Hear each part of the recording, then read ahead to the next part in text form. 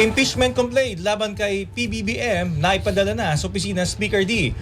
Umaabante sa balita si Abante reporter Mavic Trinidad.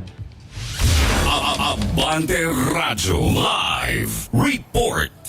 Kinumpirma ng House Secretary General na si Attorney Cheloy Garafil na formal nang naipadala sa tanggapan ni House Speaker Bogie D ang impeachment complaint na inihain laban kay Pangulong Ferdinand Bongbong Marcos Jr.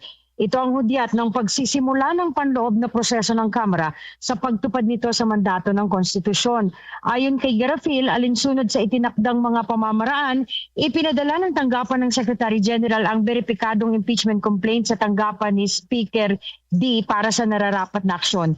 Binigyang din niya na ang papel ng kanyang tanggapan ay administratibo lamang at mahigpit na ginagabayan ng konstitusyon, mga patakaran ng Kamara at matagal nang umiiral na alituntunin. Ipinaliwanag pa ni Garafil na sa oras na makatanggap ng anumang impeachment complaint, sinisiguro ng tanggapan ng Secretary General na ito ay maayos na naitatala, nare-record at naipapasa sa tamang tanggapan. Ang paunang hakbang na ito ay mahalaga upang mapanatili ang kaayusan at ang wastong proseso ng batas. Ang impeachment complaint ay inihain ng abogado na si Andre De Jesus noong January 19 at inendorso ni House Deputy Minority Leader at Pusong Pinoy Party List Representative Jet Nisay. Ako si Mavic Trinidad. Abante!